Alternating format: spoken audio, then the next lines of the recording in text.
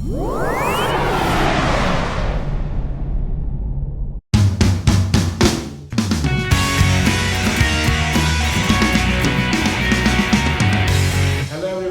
All, आपका बहुत बहुत स्वागत है फिर से हमारे चैनल में एक बार। आज जो हम आपके साथ डिस्कस करने वाले हैं वीकेंड स्पेशल एपिसोड में, वो बहुत ही ज्यादा इंटरेस्टिंग है। हम जो डिस्कस करने वाले हैं वो गवर्नमेंट जॉब से रिलेटेड है।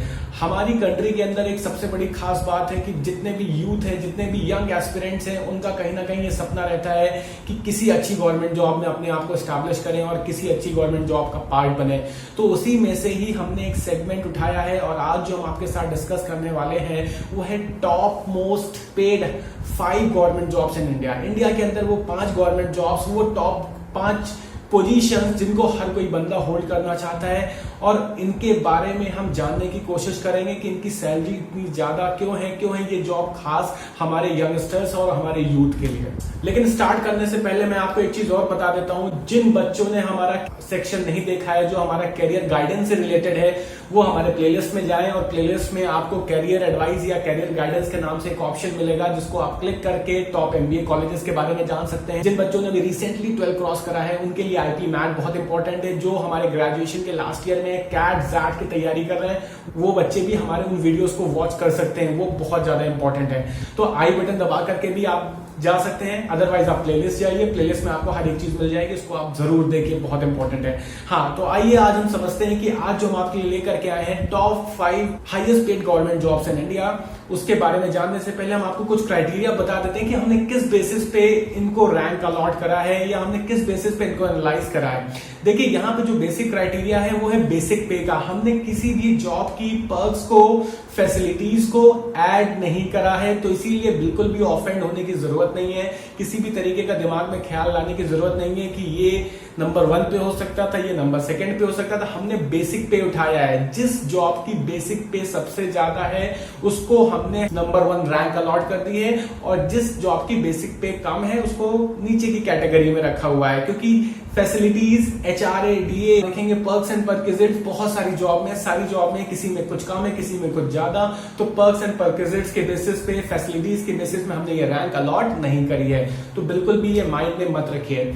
अब हम जानते हैं इसी कैटेगरी में सबसे पहली जॉब, ये हम नीचे से ऊपर की तरफ चलेंगे तो इसमें कैटेगरी में जो 5 रैंक अलॉट करा गया है, जो 5th रैंक अलॉट करा है, वो है सेबी का रिक्रूटमेंट। सेबी एक बहुत ही बड़ी, अगर आप देखेंगे तो गवर्नमेंट कंट्रोलिंग बॉडी है, रेगुलेटरी बॉडी है जो हमारे शेयर मार्केट को रन करती है, कंट्रोल करती है। Securities and exchange board of India, उसके अंदर ऑफिसर्स का रिक्रूटमेंट आता है। रिसेंट में ही नोटिफिकेशन जो है लॉन्च हुआ था, अगर आपने नहीं भरा हुआ है तो उसको जरूर फिलअप कर दीजिए अगर आप इंटरेस्टेड है तो securities and exchange board of India के अंदर अगर हम देखते हैं तो यहाँ पे इसको 5th नंबर पे रखने का रीजन ये है कि जो बेसिक पे है इस जॉब की वो है 62,000।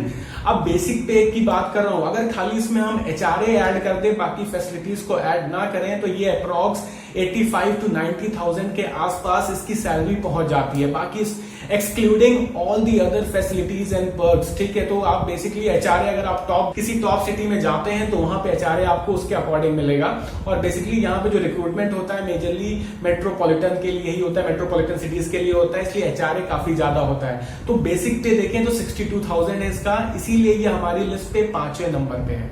देखिए, नंबर 4 पे जो आता है वो है आरबीआई बी ग्रेड ऑफिसर्स का form. RBI B grade officers को फिलअप करने के लिए आपके पास 60% होना बहुत जरूरी है, तो इसीलिए आपको अपने ग्रेजुएशन के मार्क्स पे भी फोकस रखना होगा। ये one of the reputed job है कंट्री के अंदर। इसका बेसिक पे अगर आप देखेंगे तो 67,900 खाली बेसिक पे है यहाँ इस पर्टिकुलर जॉब का। इसके अलावा इसमें बहुत सारे पर्क्स हैं, बहुत सारी फैसिलिटीज हैं जिसको हम ऐड नहीं कर रहे हैं, जिसको हम काउंट नहीं कर रहे हैं। हाँ, अगर आप एचआरए भी ऐड कर देते हैं तो अप्रॉक्स 90 क्रॉस हो जाता है इसका सैलरी स्ट्रक्चर।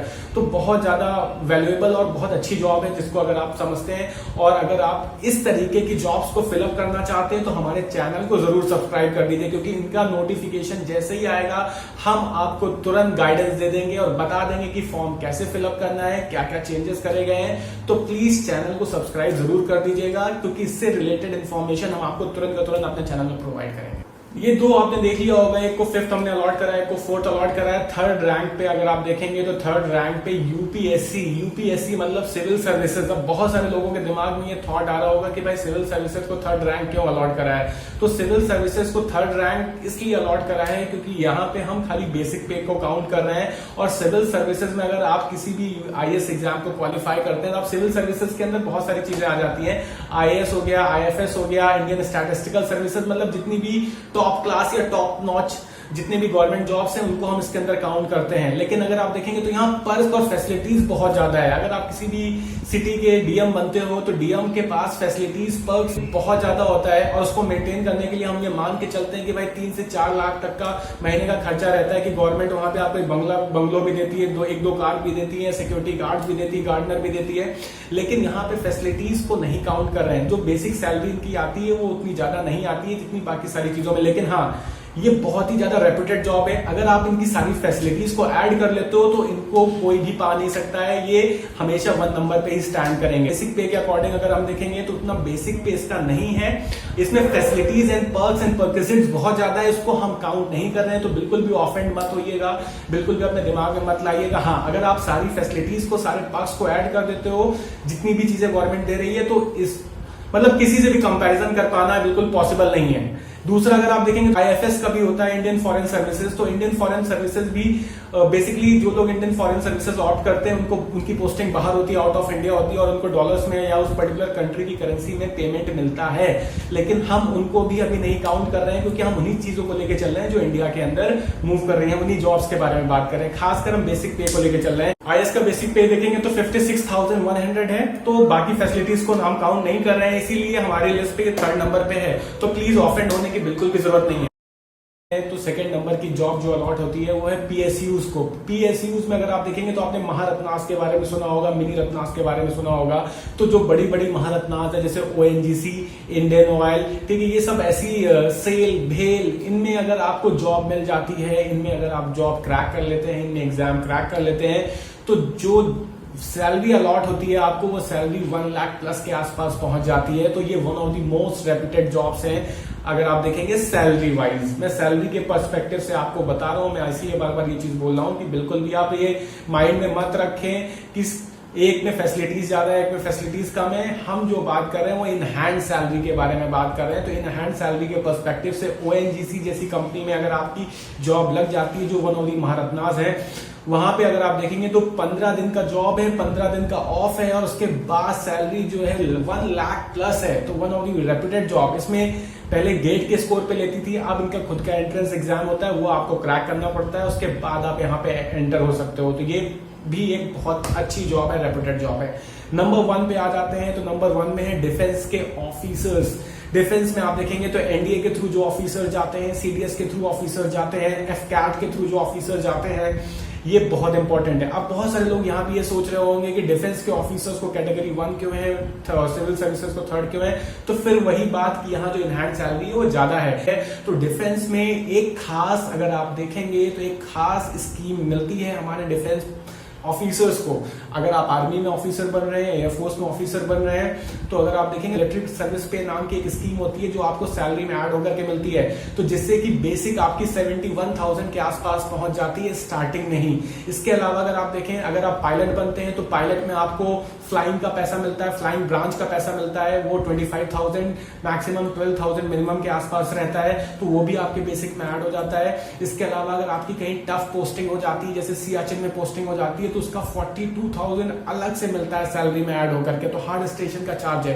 प्लस डिफेंस में एक सबसे बड़ी खासियत है कि बाकी सारी जॉब्स में न्यू पेंशन स्कीम रन हो रही है, वहां पे पेंशन का कोई भी फंडा नहीं है। डिफेंस में अभी भी डिफेंस एम्प्लॉइज को, डिफेंस ऑफिसर्स को गवर्नमेंट ऑफ इंडिया पेंशन दे रही है। तो ये भी एक लाइफ लॉन्ग बहुत बड़ा एडवांटेज है। तो इसीलिए यहाँ पे पैसा भी ज्यादा है, बट ऑब्वियस सी बात है बेसिक पे भी ज्यादा बन जाती है, और फैसिलिटीज यहाँ पे भी बहुत ज्यादा है। हाँ, 25 साल एज ऑफिसर निकाल लेते हैं, एक ग्रुप कैप्टन या ब्रिगेडियर के रैंक पे पहुंच जाते हैं, तो वही रिस्पेक्ट, वही सम्मान आपको भी मिलता है। और अपने आप में ही एक एंथुजियाज्म और एक नया, अगर आप देखेंगे तो ये एक बहुत ही ज्यादा ऑनर्ड जॉब है। अपने देश के लिए काम करना, अपनी कंट्री के लिए काम करना, तो दोनों ही चीजों को कंपेयर नहीं करा जा सकता। तो इसीलिए अगर यहाँ पे देखेंगे तो सैलरी के पॉइंट ऑफ व्यू से ये जॉब जो है काफी बेटर मानी जाती है और highest paid, one of the highest paid jobs के अंदर आ जाती है। और अगर डिफेंस की जॉब्स में अगर आप देखें, अगर यहाँ पे एचआरए हम ऐड कर दें तो एचआरए ऐड करके सैलरी जो है काफी ज्यादा ऊपर निकल जाती है पीएसयूज के कंपैरिजन में भी।